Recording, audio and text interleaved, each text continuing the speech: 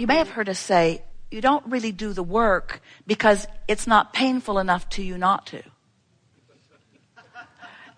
This isn't the basis of teaching that we were wanting to give to you. In other words, it is not our desire that you wait until things are unbearable before you begin doing the work. But the reason that we're talking to you as we are in this way is because we know, we can feel who you are, coming from all over the place. There are 63 countries playing with us here today. Nice to feel you all out there. Every state, all 50 states are listening in and participating. Jerry is listening from San Antonio and taking notes and enjoying. And what we are wanting you to realize as we are all playing together in this vibrational environment is that the larger part of you always reigns supreme. And anytime you are reaching for alignment with it, your life will be fuller and better in this moment, in this moment, in this moment, in this moment. And that's really what deliberate creation is. It's keeping up with who you are, or at least making an effort to keep up with who you are. And the more you do that, the more joyful your life will be. And the less freaked out you will be about exploring in the realms of the unwanted, because you came as physical creators and as physical manifestors, deliberately intending to sift through the data to give birth to desires. You can be observing something that's not so good, and maybe it's irritating you, maybe it's frightening you, maybe it's just frustration. It could be anywhere in that range of unwanted emotions, strong or not so strong. And as you focus there, you cause a vibration within you to reverberate in response to whatever it is that you're observing. You just let often that circumstance train you into a vibrational frequency. And then everything that happens to you now, this could take a while, now, reflects what you've got going on vibrationally. Now, what you've got going on vibrationally is always reflected to you by what you feel. But what happens to you so often is you become accustomed to feelings that are indicators of vibration that's going to reflect back to you more stuff that you really don't want so much. But you're hardy, we know. You take those classes, those stiff upper lip classes. You take those wrestle it to the ground and kill it classes. You take those life isn't supposed to be fair or fun classes. You take those I'm strong and I'm hardy and I can endure and I can persevere and life isn't supposed to be fun. And we say, yes, it is. It's supposed to be fun, not just now, but always. And what you're going to come to realize as you play with this more and more in a conscious, deliberate way is that it is oh so fun to witness something unwanted, maybe something really unwanted, because in the knowing of what you don't want, there is a bounce or the other end of that vibrational wavelength that knows exactly what you do want. And even though you can't maybe speak what you want because you're so embroiled in what you don't want, what you do want's bouncing out of you, bouncing out of you, bouncing out of you, because friends, you just got to know how obvious it is when you know what you don't want, you know what you do want. In other words, that's that deciphering process, isn't it? And when you really don't want it, you really do want something else. And when you sort of don't want it, you sort of don't want something else. But this process helps you to define whether you can speak it or not. So, well, vibrationally speaking, that's sort of boring, Abraham, because I can't see that stuff amassing. I trust you sort of, but I can't see it, so it's conceptual. It's a theory. Feels a little like fairy dust all over it. I get the idea of it. I believe that vibration precedes everything. But to ask me to believe in a vortex that I can't see, when there's all this manifestation that I can see, oh, Abraham, manifestation is more compelling. Because we could gather together in groups. We can agree on what we see. We can take tests about it. We can accurately acknowledge what it is. Manifestation is meaty. It's seeable, hearable, smellable, tasteable, touchable. It's reality. Abraham, manifestation is reality. We hear you. You talk to us all the time, and quite often you're annoyed. And we say, it is reality, but it's reality that has spawned and accrued and accumulated and come into your visual, sensual senses because It is a vibrational match to something that you've got chronically going on. And you have to know that, because as you move around the planet and you interact with people, you see people living in similar circumstances that are manifesting entirely differently. You see people who everything seems to always go wrong for them, and you see people who everything seems to always go right for them. And you just got to know there's a vibrational variance that makes the difference in what's happening to you, not just generally, but specifically moment by moment. So what we're getting at is you could be observing something that isn't something that you want. And as you're observing it, you're taking it in, you're having conversations about it. And in doing so, you're holding your vibration in an even more specific place. Because the more attention you give to anything, the more specifically focused you are. And the more specifically focused you are, the faster the energy moves and the faster the manifestation becomes. And so today, what we really want to emphasize, and we can feel you're up for it, what we really want to emphasize is the close proximity. It's so close that you could call it instant manifestation, although that freaks you out.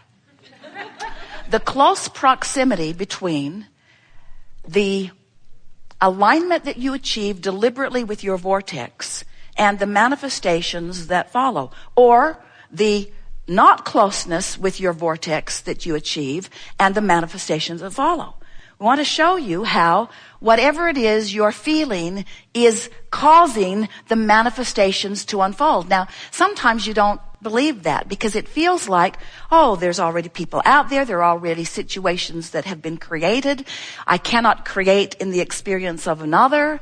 But we want you to understand that you can evoke, you can elicit, you can rendezvous with. In fact, not just can you, but you do, with precisely in the moment how you're feeling in the moment, with precisely how you're doing, how you're feeling in the moment, with precisely how you're doing, how you're feeling in the moment. Now, friends, freak you out or not, that's instant manifestation. We love you very much. Become those who endure negative emotion to a certain degree. In other words, you all have your thresholds. You all have your endurance levels, sort of depending upon what you've bumped up against. You are not nearly, we love you very much, as picky as we would like you to be about feeling good all of the time. Because you got to understand, we feel good all the time. Because we want to. And we don't see any reason why not to, since that's the part of the agreement that we are involved in. We hold vibrational maintenance with the furthest request that mankind or you individually have come to. We hold the vision that life has caused you to give birth to. And we hold it so powerfully that there is never a time that you don't have access to it. If you care about the rendezvous more than you do about justifying or rationalizing or being right. Are you following what we're getting at? Now, most of you are in a situation where what you are witnessing is aggravating, annoying. You can put yourself into a state of fear if you try real hard, but mostly you don't.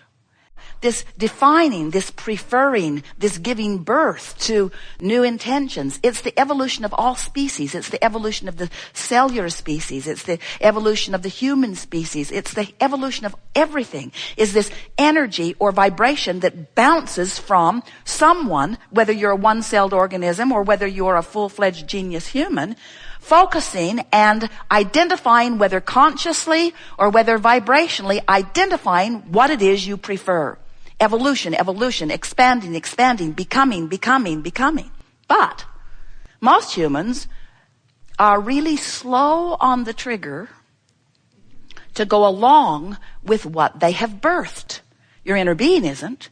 In other words, you were source energy before you came into this physical body, and only a part of that consciousness, a really rather small, we will not say insignificant, but it is part of you. In other words, the larger part of you remains non-physical. Here you are, physically focused, this wonderful personality that is you, sifting through and preferring, expanding, becoming, asking, whether you put words to it or not. Someone's rude, you want nicer people around you.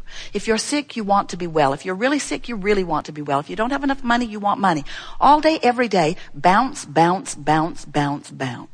And the source within you, becoming, because every time you say, I'd like that, source who holds no resistance, your inner being who holds no resistance, becomes what you've asked for, vibrationally speaking. Now, that doesn't ring your bells very much because you're into manifestation, and it's okay. That's why you're here in these flesh, blood, and bony bodies.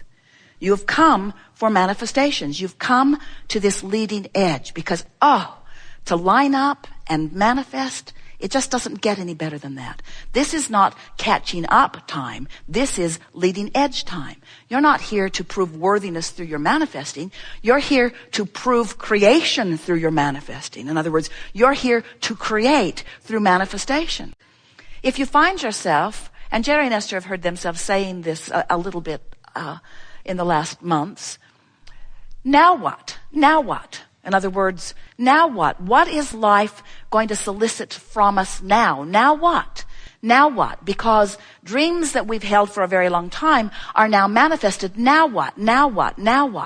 What deeper, richer, more meaningful desires can be born? What desires can hatch to which we can find alignment that will cause a manifestation that will be over the moon thrilling, you see? And that's the thing that we want you to realize is available to you all day, every day.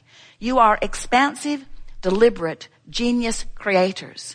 But we can only apply the deliberate word when and if. We can only apply the deliberate word when you care how you feel as much as we care how we feel.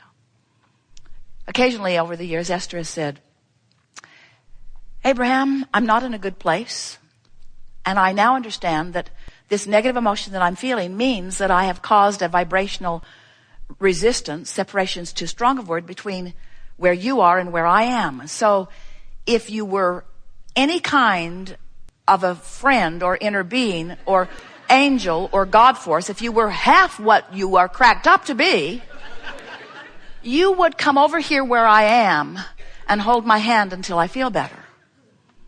And we say, you're kidding, right? You want us to leave the vortex so that we can help you back in? How could that possibly work? Your only chance of feeling good is to know that we're here and feel for us. That's what your emotions are. Your emotions are your indicator of your success or lack of success, of aligning with who you really are or not. Are you getting this? So you cause the expansion of the source within you, and then the source within you holds steady the vibration, holding bright the light, holding bright the signal, holding bright the feeling, knowing the well-being that you've added so that you can feel your way into alignment, because that's what rings your bells.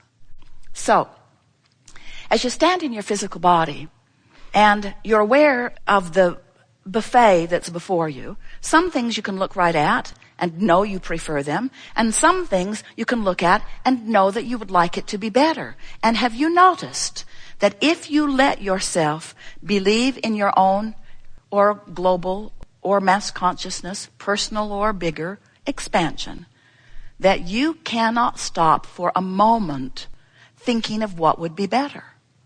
Esther's been in the new kitchen in Texas, and most things that are in most cupboards have not been there very long because she keeps finding a better place for everything.